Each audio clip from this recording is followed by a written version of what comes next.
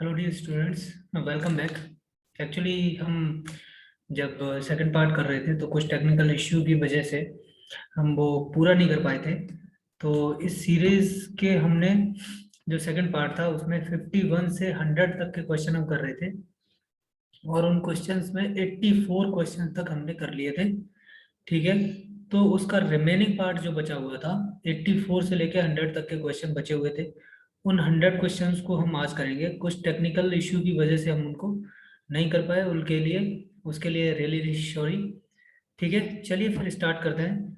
84वां question देखते हैं। The thermic effect of exercise TEE can range from 0 to secondary pupils, may be large part of total energy expenditure, is high construction in workers, all of the above। ठीक है, तो इसमें हम देखेंगे कि इसका कौन सा आंसर जो है वो सही होगा।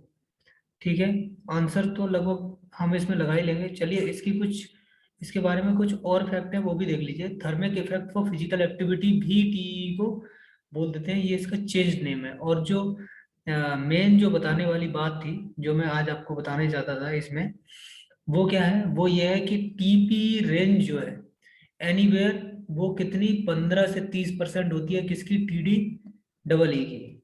ठीक है, तो इसमें ऑल ऑफ द अबव जो है वो आंसर क्या हो जाएंगे, वो सही हो जाएंगे।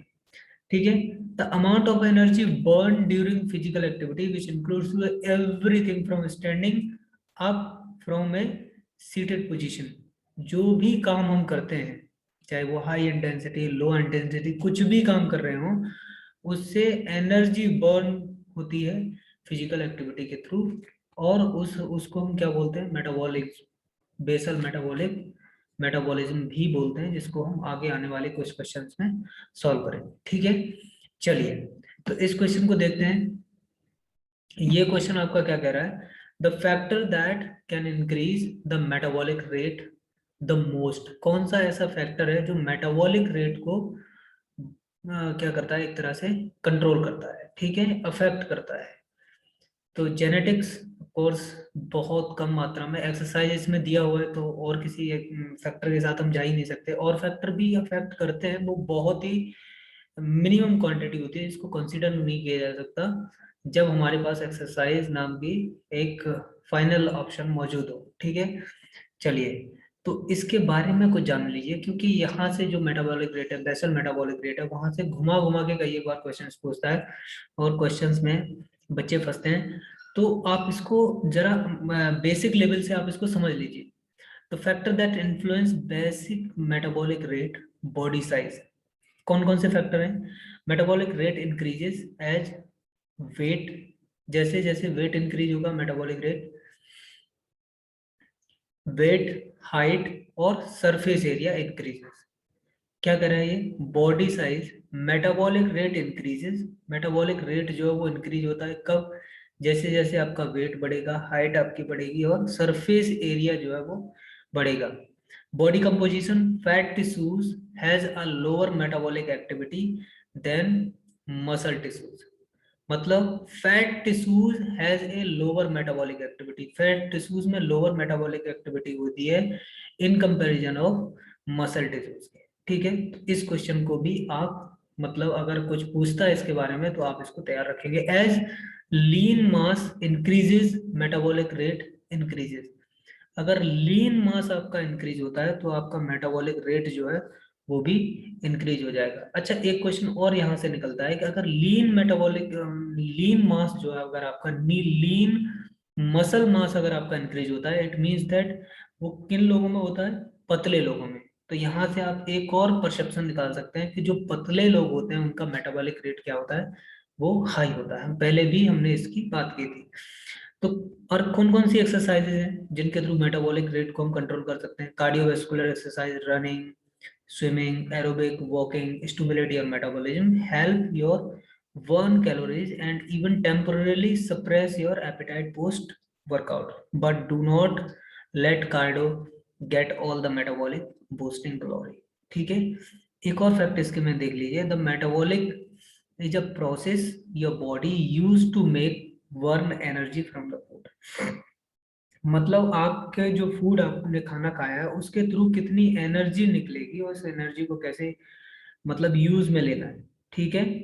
वो सारा का सारा क्या कहलाता है, मेटाबॉलिज्म आपका कहलाता है। Your metabolism to breathe, think, digest, circulate blood, keep warm and cold, stay cool in heat is the common belief. Raising your metabolism helps you to burn more calories and increase weight loss, right? अच्छा, last आप देख लीजिए, ये काफी important है, हो सकता है इससे आगे आने वाले एग्जाम्स में क्वेश्चन बने ही बने, ठीक है।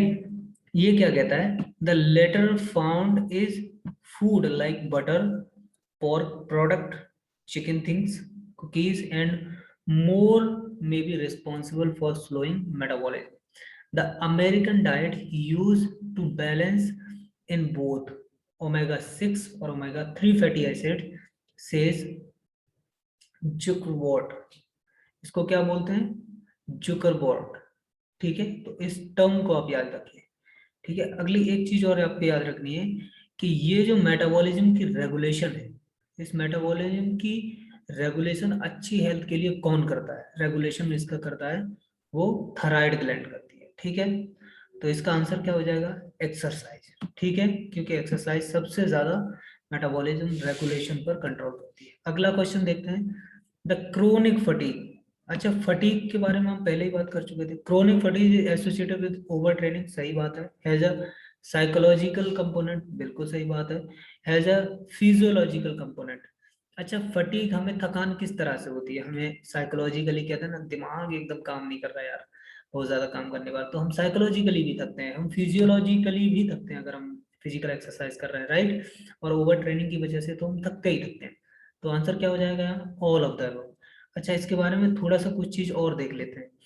द क्रोनिक फटीग सिंड्रोम, इसके बारे में पूछता है। CFS is a disorder characterized by the extreme fatigue or tiredness that doesn't away with the rest and can't be explained by underlying medical conditions, ठीक है। CFS can also referred as the myalgic encephalomyelitis, ME, or systemic exertion intolerance disease, systemic exertion intolerant disease, SEID की full form भी पूछ लेता है। तो इसका क्या हो जाएगा, final all of the above जो है वो आंसर सही हो जाएगा, ठीक है। नेक्स्ट देखते हैं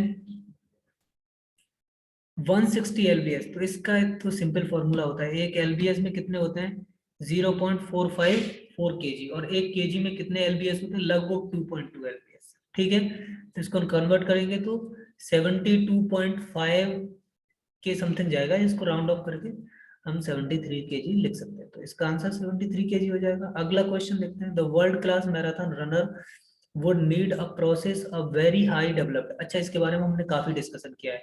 मैराथन रनर मतलब aerobic, aerobic type of system use करेगा, और एरोबिक टाइप ऑफ सिस्टम इसमें कौन सा है, ऑक्सीजन एनर्जी सिस्टम। बाकी में ATP PCR, ये भी एनारोबिक सिस्टम है। फॉस्फोजीन इसका दूसरा नाम है, और लैक्टिक एसिड एनर्जी सिस्टम भी जो है वो एनारोबिक सिस्टम से रिलेटेड है, ठीक है। तो ऑक्सीजनेटेड सिस्टम, डी आंसर इसका सही हो जाएगा, ठीक है। The benefits of the regular moderate physical activity include. अच्छा, अगर रेगुलर मॉडरेट फिजिकल एक्टिविटी अगर आप करते रहते हैं तो उससे आपको क्या बेनिफिट होता है, reduce risk of developing obesity, बिल्कुल सही बात है, आप मोटे नहीं होंगे। फ्यूअर इन्फेक्शंस भी नहीं होंगे, क्योंकि अगर आप रेगुलर फिजिकल एक्टिविटी करते हैं तो आपके जो वाइटल ऑर्गेन्स की जो कैपेसिटी है वो ऑप्टिमम लेवल पे होती है, जिससे कि आपको रिस्क फैक्टर जो है वो कम हो जाते हैं, चाहे वो इंजरी के केसेस में हो, चाहे वो इन्फेक्शन के केसेस में हो। फ्यूअर इंजरी, हाँ बिल्कुल, बहुत कम इंजरी होती है, तो इसका डी आंसर सही हो जाएगा, ठीक है। अगला देखते हैं, the form of energy used by cell, ये तो बिल्कुल इजी आंसर हो गया। सेल किस, तो सिंपलेस्ट फॉर्म कौन सी होती है, ATP, वही आंसर सही हो जाएगा। चलिए ठीक है, नेक्स्ट देखते हैं, take down is very easy famous term related to which game. Take down जो है वो किस में यूज किया जाता है, तो कबड्डी में नहीं यूज किया जाता, हाँ यस, रेसलिंग में टेक डाउन जो है वो यूज किया जाता है, और टेक डाउन जो टेक्निक है वो काफी सुशील कुमार खूब इसको यूज करते हैं, ठीक है। तो आप इसको याद रखिए। अगला क्वेश्चन देखते हैं, in which training an athlete have entire control and pace regulation. तो ये बहुत ही सिंपल क्वेश्चन है, क्योंकि जब भी हम ट्रेनिंग मेथड्स पढ़ते हैं और फर्टलेक ट्रेनिंग मेथड पढ़ते हैं, तो उसमें सबसे पहले यही एक कोड करके लिखते हैं एक तरह से कि जो इसमें जो टोटल रेगुलेशन का कंडक्ट जो क्या कहते हैं कंट्रोल होता है, वो पूरी तरह से जो आदमी परफॉर्म कर रहा होता है उसके एथलीट के हाथ में होता है। वो चाहे तो तेज दौड़े या धीमे धीमे दौड़े, मतलब एक पर्टिकुलर टाइमिंग उसमें उसको वो कंप्लीट करना होता है, तो वो रेगुलेट कर सकता है चाहे वो तेज दौड़े कम दौड़े, ठीक है। और बेसिकली इस ट्रेनिंग मेथड को हम ट्रांजिशन पीरियड में करते हैं, ठीक है। ओके, बहुत सही। अगला क्वेश्चन देखते हैं, टेम्पोरन इज रिलेटेड। टेम्पोरन किससे रिलेटेड है? एथलेटिक्स, टम्बलिंग, गैलोपिंग और वॉकिंग। तो ये एथलेटिक्स से रिलेटेड है। अच्छा, टेम्पो रन के लिए मैं बहुत अच्छी एक इंग्लिश की मूवी है, the goal, remember the goal. Remember the goal में अगर आपको किसी को भी अगर टाइम मिलता है तो रिमेंबर द गोल आप मूवी देखिए, उसमें आपको टेम्पो रन का पूरी तरह से उन्होंने, पूरी मूवी जो है वो टेम्पो रन पर बेस्ड है। और बाकी तो मैं ज़्यादा नहीं बताऊंगा, नहीं तो आपका मज़ा खराब हो जाएगा मूवी का। तो आपको अगर टाइम थोड़ा सा है तो the movie have very good content with subtitle also, so it will also enhance your English skills as well, and you will get to know about the temporal also. Good, तो इसका answer athletics हो जाएगा। Next देखते हैं, heavy weight training is good for. Heavy training, weight training किसके लिए अच्छी हो सकती है? Weight lifter. ये तो बात सही है, वेट लिफ्टर के लिए होती है, बच्चे नहीं करेंगे, इन्फेंट नहीं कर सकते ऑफ कोर्स। तो इसका आंसर क्या हो जाएगा?